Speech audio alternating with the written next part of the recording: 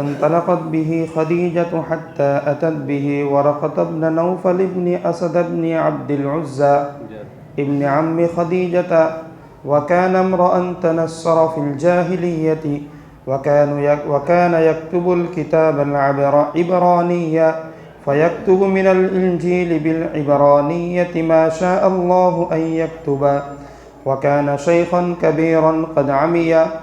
فقالت له خديجة: يا ابن عمي اسمع من ابن أخيك. فقال له ورقة: يا ابن أخي ماذا ترى؟ فأخبره رسول الله صلى الله عليه وسلم خبر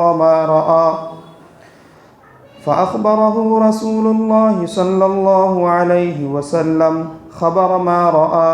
فقال له ورقة: هذا الناموس الذي نزل الله على موسى، يا ليتني فيها جزعا، يا ليتني أكون حيا إذ يخرجك قومك. فقال رسول الله صلى الله عليه وسلم: أو مخرجيهم؟ قال: نعم، لم يأت رجل قط بمثل ما جئت به إلا عوديا، وإن يدركني يومك أنصرك نصرا مؤززا. ثم لم ينشب ورقة أن توفي وافتر الوحي.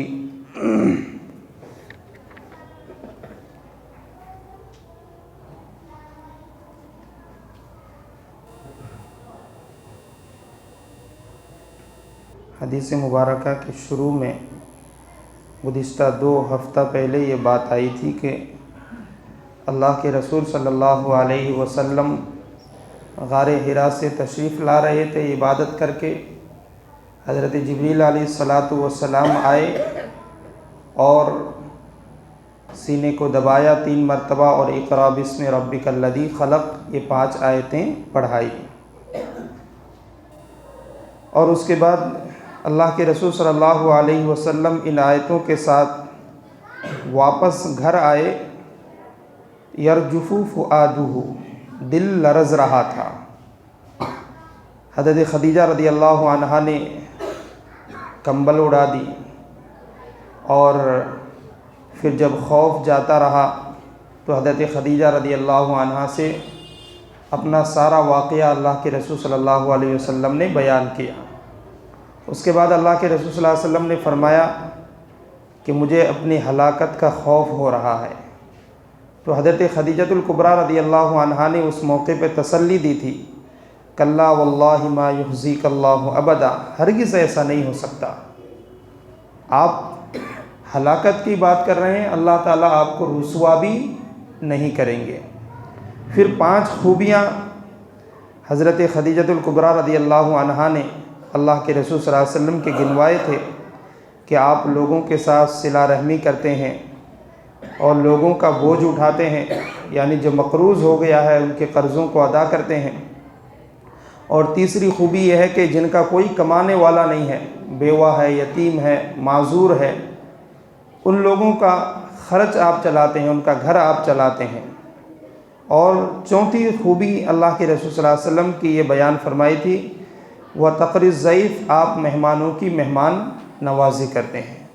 اور 5ویں خوبی حضرت خدیجۃ الکبریٰ رضی اللہ عنہا نے یہ گنوایا کہ آپ حادثات میں، ناگہانی حالات میں، جیسے زلزلہ ہو، سیلاب ہو، طوفان ہو، اس میں جب لوگوں کے اوپر حالات آتے ہیں تو ایسے ناگہانی حالات میں آپ لوگوں کی مدد کرتے ہیں. آپ میں اتنی اچھی اچھی خوبیاں ہیں، آپ کیسے ہلاکت کی بات کر رہے ہیں؟ آپ تو کبھی رسوا بھی نہیں ہو سکتے. لوگوں کی نظروں میں آپ کی عزت ہے، اللہ کی نظر میں آپ کی قدر ہے، فرشتوں کی نظروں میں آپ کی قدر ہے. تو اس قدر آپ کا اعزاز ہے. یہ تسلی کی بات اللہ کے رسول صلی اللہ علیہ وسلم کی نیک بیوی حضرت خدیجۃ الکبریٰ رضی اللہ عنہا نے اللہ کے رسول صلی اللہ علیہ وسلم کو کہی، اللہ کے رسول صلی اللہ علیہ وسلم کو تسلی دی. اور ان 5 خوبیوں کے بارے میں گزشتہ ہفتہ تفصیل سے بات یعنی مختصر طور پر آ چکی ہے کہ یہ خوبیاں ایسی ہیں کہ جو آدمی قیامت تک کوئی بھی ایمان والا اپنا لے، اللہ تبارک و تعالیٰ اس کو دنیا آخرت کی رسوائی سے محفوظ رکھیں گے۔ جو آدمی اپنے رشتہ داروں کے ساتھ، لوگوں کے ساتھ صلہ رحمی کرتا ہے، اس کی وجہ سے اللہ اس کی عمر میں برکت عطا فرماتے ہیں اور بری موت سے اس کی حفاظت فرماتے ہیں۔ اسی طرح سے لوگوں کا قرض ادا کرنا، اور جو بالکل کمانے کے لائق نہیں ہو، جن کا کوئی کمانے والا نہ ہو، یہ ساری خوبیاں ایسی ہیں۔ مہمانوں کی مہمان نوازی کرنا، مہمانوں کو دیکھ کر پریشان نہیں ہونا، یہ ایسی خوبیاں ہیں جن خوبیوں کی وجہ سے اللہ تبارک و تعالی دنیا اور آخرت کی عزت عطا فرماتے ہیں۔ تو ان خوبیوں کو ہم مسلمانوں کو اپنانا چاہیے، مہمانوں کے ساتھ حسن اخلاق سے پیش آنا چاہیے اپنی طاقت کے بقدر۔ دیکھیے، مہمانوں کی مہمان نوازی میں ہم لوگوں میں جو پریشانی ہے نا، وہ ہماری تکلف کی وجہ سے پریشانی ہے۔ صحابہ کرام رضی اللہ تعالیٰ عنہم اجمعین اور ہمارے بزرگان دین کے یہاں تکلف نہیں تھا، تو کوئی تکلیف بھی نہیں تھی اور کوئی منہ چڑھانا بھی نہیں تھا۔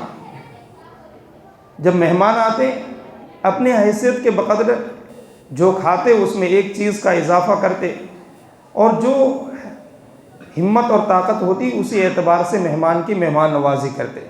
آج دونوں طرف سے مزاج بدل گیا ہے۔ آنے والے کا مزاج بھی یہ ہے کہ بہتر سے بہتر مہمان نوازی نہیں ہوئی تو وہ سمجھیں گے کہ یہ بہت بیکار آدمی ہے، اور گھر والے بھی ان کو خوش کرنے کے لیے اس قدر تکلیف اٹھاتے ہیں کہ گھر کی عورتیں اتنا تھک جاتی ہیں وہ مہمان سے ہی ڈرنے لگتی ہیں۔ یہ حالات ہیں ہمارے۔ جب بھی ہم شریعت کے معاملات سے ہٹتے ہیں مصیبت آتی ہے، اور گھر کی عورتوں کا مہمانوں کو دیکھ کر پریشان ہو جانے کی وجہ بھی ایک یہی ہے کہ ہم نے اتنا تکلف کیا ہے، یہ بھی ہونا چاہیے، اس کے ساتھ یہ بھی ہونا چاہیے، اس کے ساتھ یہ بھی ہونا چاہیے، اس کے ساتھ فلاں بھی ہونا چاہیے۔ اتنی چیزیں جب مشقت کے ساتھ ایک ٹائم، 2 ٹائم، 3 ٹائم عورتیں بناتی رہیں گی، وہ بھی تو ایک انسان ہی ہے، اس میں بھی ایک جان ہی ہے، پھر وہ گھبراتی ہیں، پریشان ہوتی ہیں، چڑچڑا پن ان میں آتا ہے، تو پھر یہ چیزیں ہمارے لیے تکلیف کی باعث بنتی ہے۔ صحابہ کرام رضی اللہ تعالیٰ عنہم میں وہ بہت سادگی ہوتی تھی۔ گھر میں جو حاضر ہے مہمان کو کھلا دیا، 3 دن تک تھوڑا بہت اس کا اہتمام کرتے رہے کہ تھوڑا سا اچھا ہو جائے، تھوڑا سا اچھا ہو جائے، بہت تکلف اور بہت تکلیف نہ ہو۔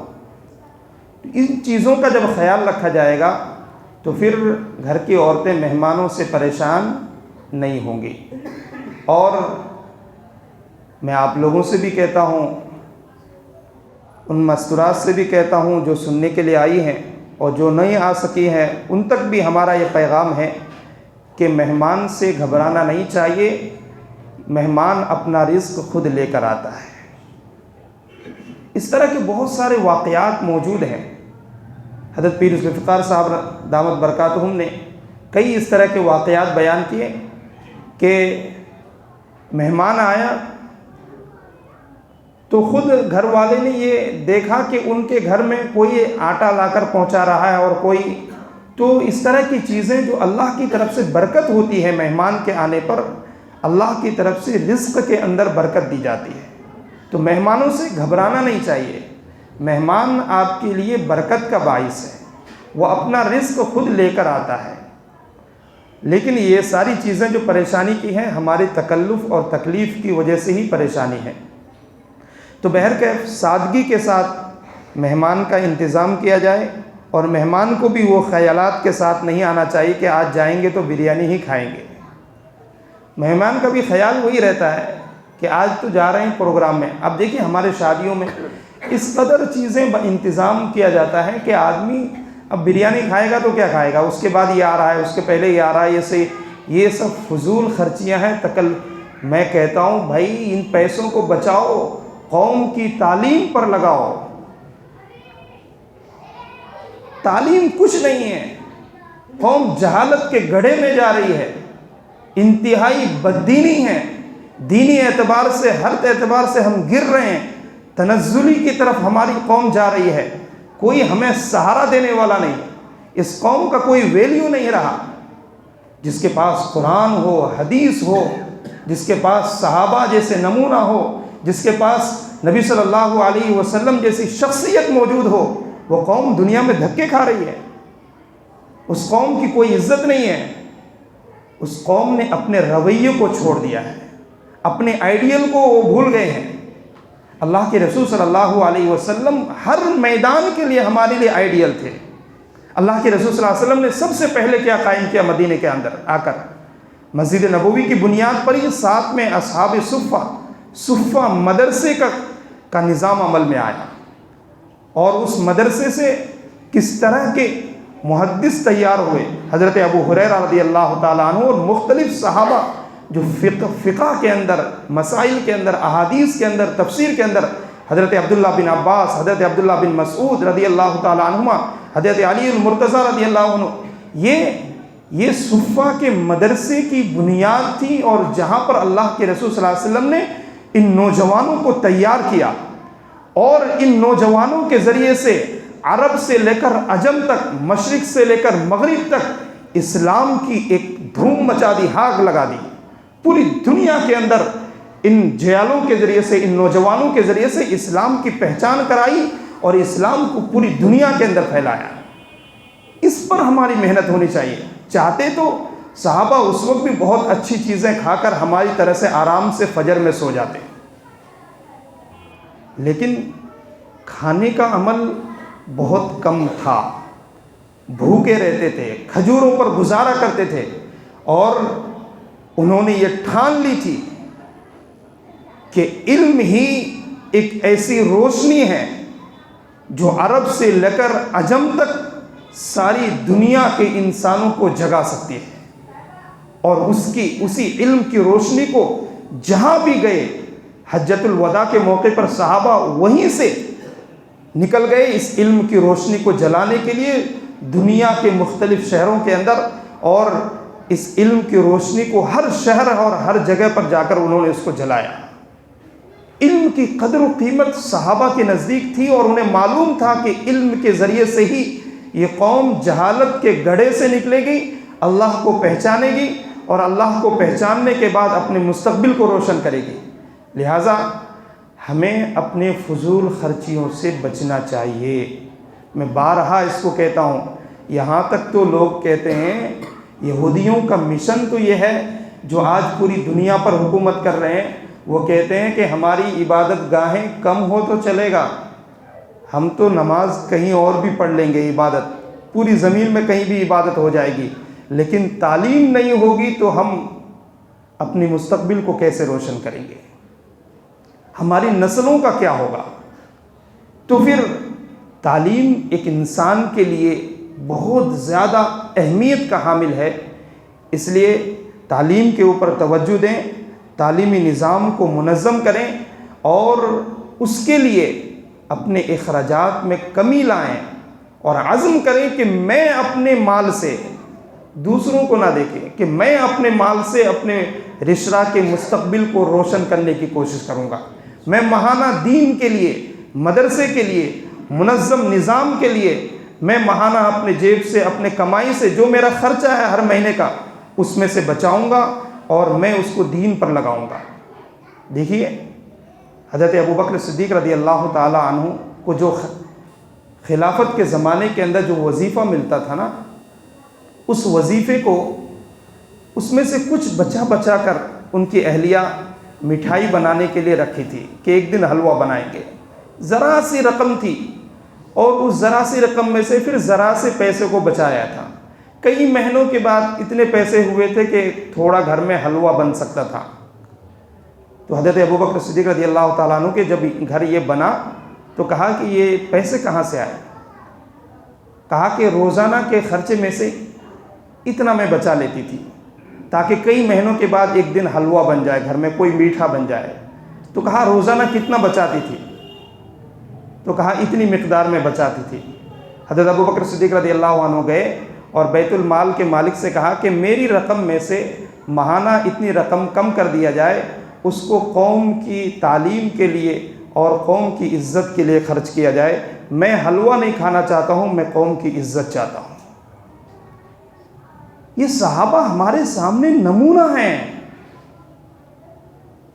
کئی مہینے کے بعد ذرا گھر میں میٹھا بنا تو وہ رقم بھی جا کر بیت المال میں کم کروا دی کہ ابو بکر عیش و عشرت کے ساتھ زندگی گزارے اور صحابہ کمزوری حالت میں رہیں. دین کے اعتبار سے، ہر اعتبار سے صحابہ کمزور رہیں، لوگ کمزور رہیں، اور ابو بکر کے یہاں میٹھا بنے. ابو بکر صدیق کو یہ برداشت نہیں ہے. انہوں نے اپنے نبی کے مشن کو پہچانا تھا. یہ حقیقی نبی کے وارث تھے. پھر انہوں نے وہ کر دکھایا زندگی کے اندر. نبی کے بعد جو جتنے بھی نبی کے خلاف تحریکیں اٹھیں، ہر ایک کے سر کچلنے کا کام حضرت ابو بکر صدیق رضی اللہ عنہ نے کیا. لہٰذا میں اس واقعے سے آپ کو یہ کہنا چاہتا ہوں، فضول خرچیوں سے بچیں. اس رقم کو قوم کی تعلیم کے اوپر خرچ کریں، قوم کی عزت کے لیے خرچ کریں. ہماری قوم کسی کا محتاج بن کر رہے، کسی کی تعلیمی اداروں کا غلام رہے.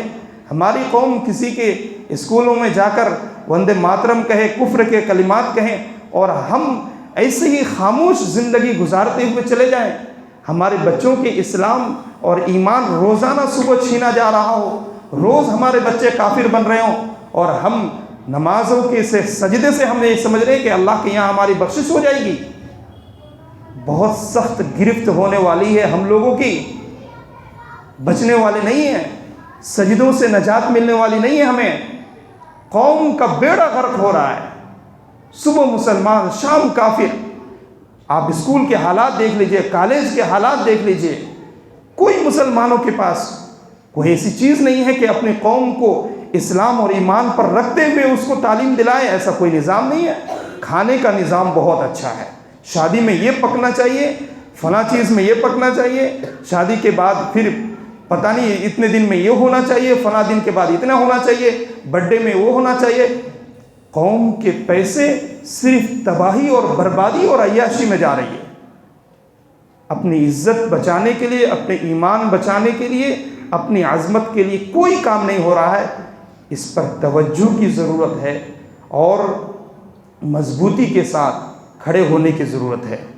بہرکیف حضرت خدیجہ الکبریٰ رضی اللہ تعالی عنہا وہ عورت ہے جس نے اپنی ساری دولت کو اسلام کے خاطر خرچ کر دیا.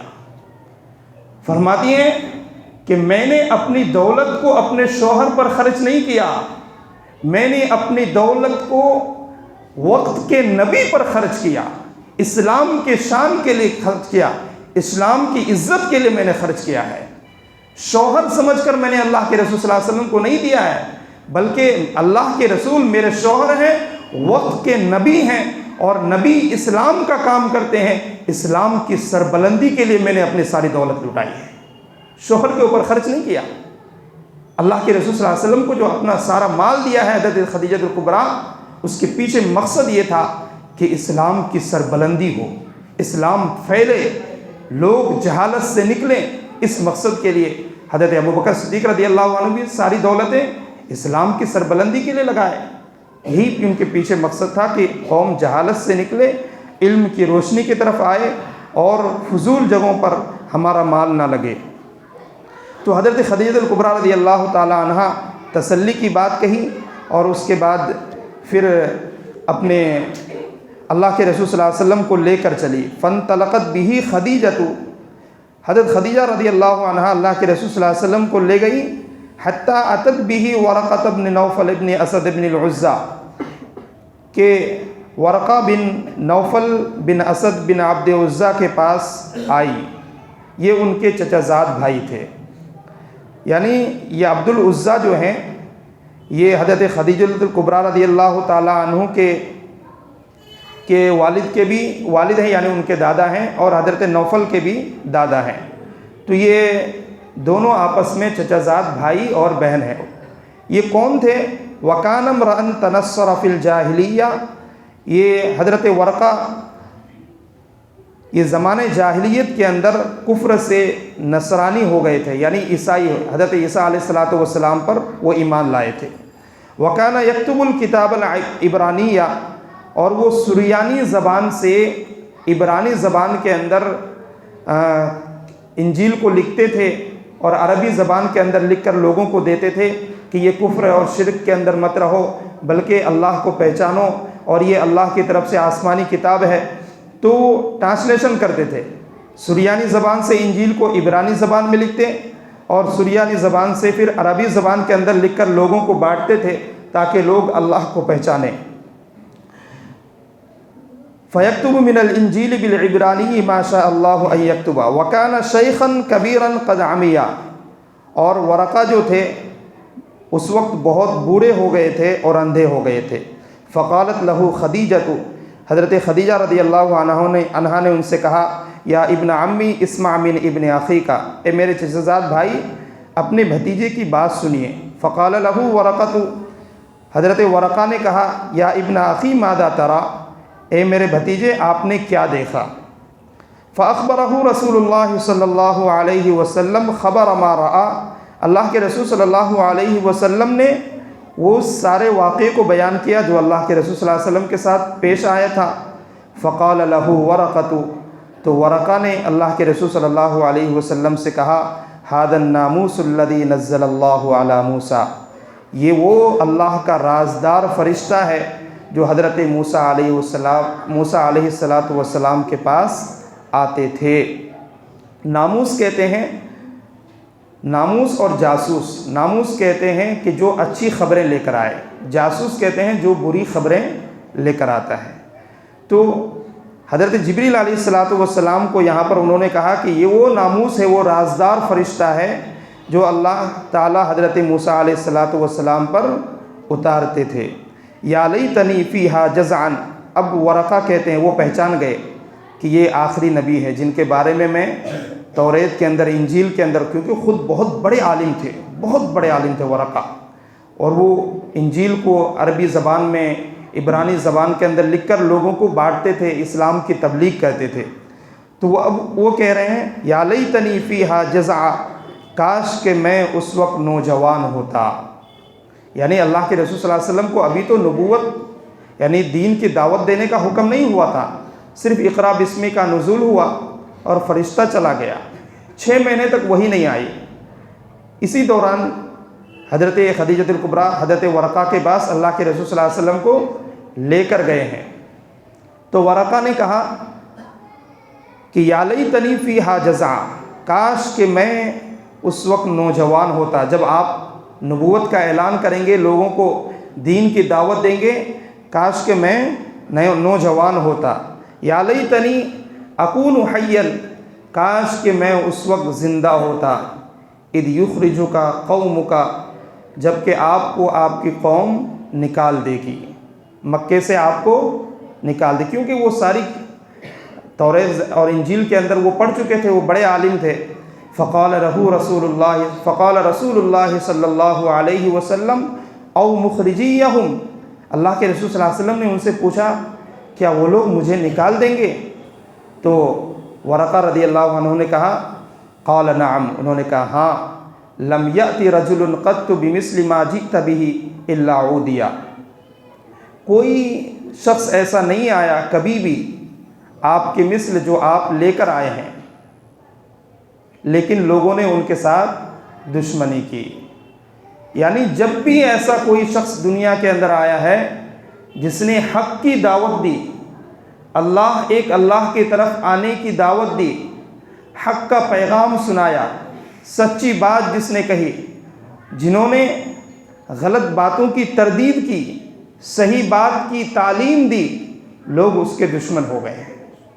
یہ دنیا کی تاریخ رہی ہے، یہ میں نہیں کہہ رہا ہوں، یہ اس شخص کے سب سے بڑے عالم حضرت ورقہ کہہ رہے ہیں کہ ایسا تو شروع سے ہی سلسلہ رہا ہے، لم یأتی رجل قط بمثل ما جئت به، کہ کبھی بھی ایسا نہیں ہوا ہے کہ کوئی آدمی اچھی بات اور حق بات کو لے کر قوم کے درمیان آیا ہو اور قوم نے اس کے ساتھ دشمنی نہ کی ہو، ایسا نہیں ہوا ہے، لہٰذا آپ کے ساتھ بھی ہوگا۔ اللہ کے رسول صلی اللہ علیہ وسلم سے فرمایا کہ آپ بھی حق بات کو لے کر آئے ہیں، اللہ کا پیغمبر بن کر آئے ہیں، دین کی دعوت لے کر آئے ہیں، بت پرستی سے لوگوں کو چھڑانے کے لیے آئے ہیں، لہٰذا سچی بات کا دشمن ہر زمانے میں رہا ہے اور اس وقت بھی ہے، اور لوگ آپ کے دشمن ہو جائیں گے اور دشمنی میں اس قدر آگے بڑھیں گے کہ آپ کو پھر آپ کے اپنے وطن سے، جہاں پر آپ کی پیدائش ہوئی، جہاں سے آپ کی محبتیں جہاں سے آپ کی جڑی ہوئی ہیں، حضرت ابراہیم علیہ السلام کی نسل سے آپ ہیں، حضرت اسماعیل علیہ السلام کی نسل سے آپ ہیں، حضرت اسماعیل علیہ السلام کے ایڑی کسی کے ذریعے سے، جہاں پر حضرت جبریل علیہ السلام نے پر مار کر زمزم جاری کیا، کعبۃ اللہ کی تعمیر حضرت اسماعیل حضرت ابراہیم علیہ السلام نے کی، کعبۃ اللہ ہے، ساری محبتیں آپ کی یہاں سے جڑی ہوئی ہیں، لیکن آپ کی قوم ان ساری محبتوں کو قربان کر کے آپ کو یہاں سے نکلنے پر مجبور کرے گی، صرف اس کے پیچھے وجہ یہ ہوگی کہ آپ حق اور سچی بات کہیں گے، آپ حق اور سچی بات کہیں گے۔ اب ورقہ کہتے ہیں وَإِن يُدْرِكْنِي يَوْمُكَ أَنْصُرُكَ نَصْرًا مُعَزَّزًا، اگر میں آپ کے زمانے کو پاؤں گا، اب وعدہ کرتے ہیں، اگر میں نے آپ کے زمانے کو پایا، دعوت و تبلیغ کے زمانے کو اگر میں پاؤں گا تو نصراً معززا، تو میں آپ کی بھرپور مدد کروں گا، میں آپ کی بھرپور مدد کروں گا۔ ثم لم ينشب، پھر ورقہ اس کے بعد زیادہ دن زندہ نہیں رہے، ان توفیا، ان کی وفات ہو گئی، وفتر الوحی، وحی جب سست پڑی یعنی 6 مہینے تک وحی بند رہا، اسی 6 مہینے کے دوران حضرت ورقہ کا انتقال ہو گیا، اور وہ اللہ کے رسول صلی اللہ علیہ وسلم کے نبوت کے اس زمانے کو، جو دعوت و تبلیغ کا زمانہ شروع ہوا، اس زمانے کو وہ نہیں پایا، لیکن اس نے وعدہ کیا تھا کہ اگر میں آپ کے اس زمانے کو پاؤں گا، اگر میں زندہ رہوں گا، حیّن، اگر میں زندہ رہوں گا تو میں آپ کی بھرپور مدد کروں گا، اور جب آپ کی قوم آپ کو مکے سے نکالے گی، کاش کہ میں اس وقت جوان ہوتا، انہوں نے تمنا ظاہر کی، تو اس وقت بھی میں آپ کی بھرپور مدد کرتا۔ تو حضرت ورقہ نے اس امت کو قیامت تک کے لیے 2 پیغام دیے ہیں کہ اللہ کے رسول صلی اللہ علیہ وسلم کے بارے میں انہوں نے کہا کہ جو بھی حق اور سچی بات لے کر آتے ہیں لوگ اس کے دشمن ہوتے ہیں، آپ کے بھی دشمن ہوں گے، لیکن اگر میں زندہ ہوتا تو میں آپ کی دعوت و تبلیغ میں بھی بھرپور ساتھ دیتا، اور جب آپ کی قوم آپ کو نکالے گی اس وقت بھی میں آپ کے ساتھ کھڑا ہوتا۔ تو اس سے یہ معلوم ہوتا ہے کہ حضرت ورقہ نے قیامت تک کے لیے امت مسلمہ کو یہ پیغام دیا ہے کہ اللہ کے رسول صلی اللہ علیہ وسلم کے بعد اب تو نبی آنے والے نہیں ہیں، قوم کے جو علماء ہیں، علماء حق، وہ نبی کے وارث ہوتے ہیں، اور العلماء ورثۃ الانبیاء، علماء کی ذمہ داری یہ ہوتی ہے کہ جو نبی کی وراثت اس کے پاس ہے وہ بھی حق طریقے سے، جس طریقے سے اللہ کے رسول صلی اللہ علیہ وسلم نے، صحابہ نے اور تابعین نے، تبع تابعین نے، بزرگان دین نے جس طریقے سے حق کو پھیلایا اور حق کی بات کی، جب علماء حق اس حق کی بات کریں گے تو لوگ 2 قسم کے ہوں گے، یا تو اس کو اس مسجد سے نکالنے کی کوشش کریں گے، یا تو پھر اس کے ساتھ دشمنی کریں گے۔ تو حضرت ورقہ نے یہ پیغام دیا کہ میں اگر زندہ ہوتا تو میں بھرپور آپ کی مدد کرتا۔ قیامت تک کے لیے نوجوانوں کو یہ پیغام ہے بخاری کے اس سبق کے ذریعے سے کہ جہاں پر حق اور سچی بات ہو رہی ہو، دین کی بات ہو رہی ہو، کہ اگر وہ نوجوان نہیں تھے، انہوں نے تمنا کی تھی، آپ کو اللہ نے جوانی دی ہے، آپ کی یہ جوانی دین کی خدمت پر لگنا چاہیے، حق کے ساتھ ہمیشہ کھڑا رہنا چاہیے، ظلم کے خلاف ہمیشہ انسان کو بولنا چاہیے۔ کوئی آدمی ظلم کو دیکھ کر 3 قسم کے لوگ ہوتے ہیں، یا تو وہ ظلم کو دیکھ کر حق لے کر ڈٹ کر کھڑا ہو جاتا ہے، یا اللہ کے نزدیک سب سے معزز لوگ ہوتے ہیں، اور انہی لوگوں میں ان کا شمار ہوگا جن کا شمار حضرت ورقہ کا جن لوگوں میں شمار ہوتا ہے۔ کچھ لوگ ایسے ہوتے ہیں جو پتلی گلی سے بھاگ جاتے ہیں کہ ہم ان چیزوں میں پڑنا نہیں چاہتے، تو وہ لوگ ہوتے ہیں جو بزدل، جن کو شریعت کے اندر کہا گیا ہے۔ کچھ لوگ کہتے ہیں کہ ہم اس لیے نہیں بولتے ہیں کہ ہم بولنے سے لوگوں کو یہ ہو جائے گا، تو خاموش رہنا بھی ظالم کا بھائی ہوتا ہے۔ ظلم صرف یہ نہیں ہے کہ آپ ظلم کریں، کہیں پر ظلم ہو رہا ہے، آپ ظلم کو چھوڑ کر بھاگ رہے ہیں، یا پھر آپ ظلم کے خلاف بولنے کی ہمت نہیں رکھ رہے ہیں، بات نہیں کر رہے ہیں، آپ خود ظالم کے صفوں کے اندر، صف کے اندر شمار کیے جائیں گے۔ ظلم کے خلاف بولنا چاہیے۔ آپ کو اللہ نے طاقت دی ہے، ہمت دی ہے، حوصلہ دیا ہے، آپ ظلم کے خلاف نہیں بولیں گے۔ آپ ہر ایک کہے گا کہ میں اس لیے نہیں بولتا ہوں، ہم اس لیے نہیں بولتے ہیں، تو پھر کون بولے گا، کون آئے گا؟ اب تو حضرت عمر رضی اللہ عنہ نہیں آنے والے ہیں کہ وہ آ کر آپ کی مسجد کے اندر کہیں گے کہ یہ ظلم ہے، یہ ناحق ہے اور یہ حق ہے۔ بولنا تو ہمیں ہی پڑے گا، لیکن میں نے بارہا اس چیز کو اس سے پہلے بھی کہا ہے کہ ہمت کے ساتھ، یاد ہی نہیں رکھا آپ لوگوں نے، حکمت بھی چاہیے، ہمت کے ساتھ حکمت بھی چاہیے، اور حوصلے سے کام ہوتا ہے، حوصلے کے ساتھ، جوش کے ساتھ ہوش بھی چاہیے۔ صرف آدمی جوش میں کام کرے، جذبات میں کام کرے، کوئی اس میں ہوش نہ ہو کس طریقے سے کرنا ہے، وہ کام بگڑ جاتا ہے، خراب ہو جاتا ہے۔ اسی طرح سے آدمی میں ہمت ہے، آپ آگے بڑھیے، ہم آپ کے ساتھ ہیں، کوئی حکمت نہیں ہے تو بھی کام نہیں چلتا ہے۔ اس لیے ہمارے اندر ہمت بھی ہونی چاہیے، حکمت بھی ہونی چاہیے، اور جوش کے ساتھ ہوش بھی ہونا چاہیے۔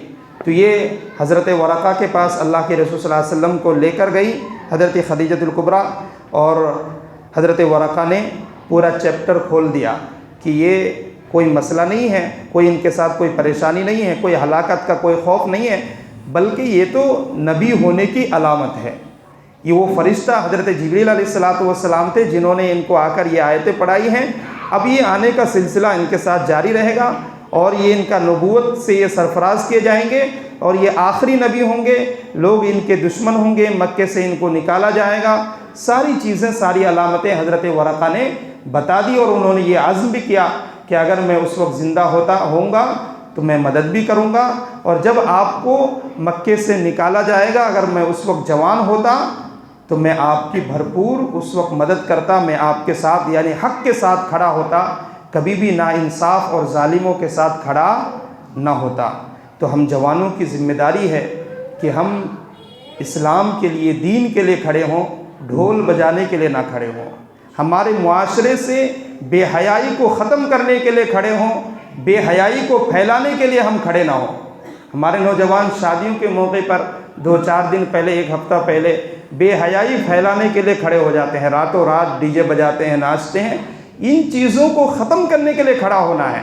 ہم اسلام کے فالوور ہیں، ہم عیسائی نہیں ہیں۔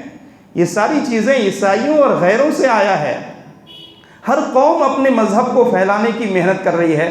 مسلمان ایسی قوم ہے کہ جو دوسروں کے مذہب کو پھیلانے کی محنت کر رہی ہے۔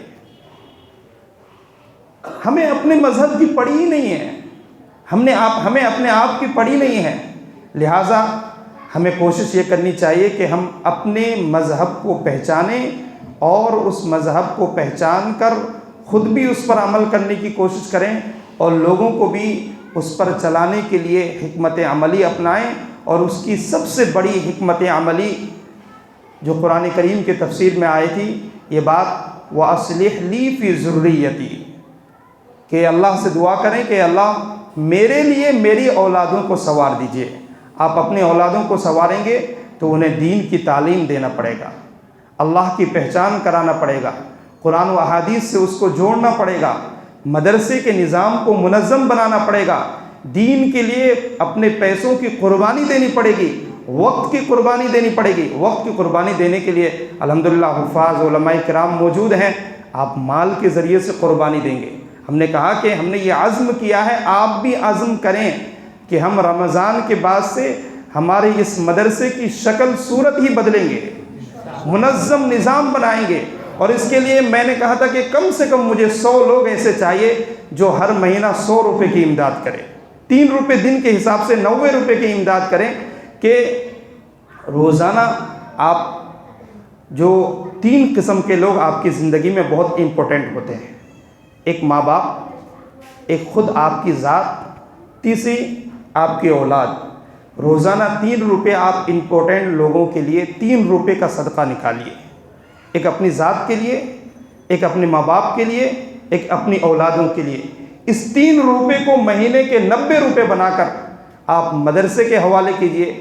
اللہ تعالیٰ آپ کی اس 3 روپے کی امداد کی وجہ سے، ایک تو یہ ہے کہ یہ صدقہ آپ کو بری موت سے بچائے گی، یہ صدقہ اللہ کے غصے کو روکے گی، اللہ کے عذاب سے آپ کو بچائے گی، اور آپ کی اس مدد کے ذریعے سے ہمارے نسلوں کا مستقبل روشن ہوگا، مستقبل روشن ہوگا۔ ہمیں رمضان کے بعد کم سے کم 4 استاد کی ضرورت پڑے گی۔ 4 استاد سے کم میں کام نہیں چلنے والے ہیں۔ اب 4 استاد کی جب ضرورت پڑے گی تو ہم وہی کریں گے جو دارالعلوم دیوبند نے کیا تھا۔ دارالعلوم دیوبند نے کسی حکومت سے مدد نہیں مانگی تھی۔ دارالعلوم کا جب قیام عمل میں آیا تھا، بزرگان دین نے اپنے ہی لوگوں سے کہا تھا کہ دیکھو یہ جو پڑھنے آئے ہیں نا، یہ اگر زندہ رہیں گے، یہ اگر پڑھیں گے تو ہندوستان میں تم مسلمان بھی رہو گے، تم زندہ بھی رہو گے۔ اگر یہ ختم ہو گئے، یہ مدرسہ آج اجڑ گیا، تمہارا وجود بھی ختم ہو جائے گا، تمہارا اسلام بھی ہندوستان سے مٹ جائے گا۔ پھر میں وہی نعرہ لگاتا ہوں کہ اگر آج ہم بیدار نہیں ہوئے تو ہمارا وجود مٹ جائے گا۔ ہم اسلامی تشخص کے ساتھ باقی نہیں رکھ سکتے۔ جو قوانین بن رہے ہیں آپ دیکھ رہے ہیں، آپ کو بتانے کی ضرورت نہیں ہے۔ ہمارے سارے قانون کو یکساں کیا جا رہا ہے۔ جب آپ اپنی اولادوں کو مکاتب اور مدرسوں میں بھیج کر اپنے مذہب کی تعلیم کے بارے میں پہچان نہیں کراؤ گے تو کون سا ڈپارٹمنٹ ہے جہاں پر آپ کے بچوں کو آپ کی اسلام کی تعلیم اور اپنی شریعت کے اندر کیا چیز ہے، کیا صحیح ہے، کیا غلط ہے، کون سے ڈپارٹمنٹ میں، کون سے اسکول اور کالج میں آپ کو وہ تعلیم ملے گی؟ اس لیے جاگ جائیے، بیدار ہو جائیے۔ جو خواب غفلت میں ہم سوئے ہوئے ہیں، اس غفلت کی نیند سے بیدار ہونے کی ضرورت ہے، اور اپنے خرچوں کو جو مختلف جگہوں پر واہیات اور ادھر فضولیات میں لگاتے ہیں، ان خرچوں پر کنٹرول کیجئے، اور قوم اور اپنی ملت کے مستقبل کو روشن کرنے کے لیے ایک منظم نظام میں آ جائیے۔ اللہ تبارک و تعالی ہم سبوں کو سمجھنے کی اور عمل کرنے کی توفیق عطا فرمائے۔ وآخر دعوانا ان الحمد للہ رب العالمین۔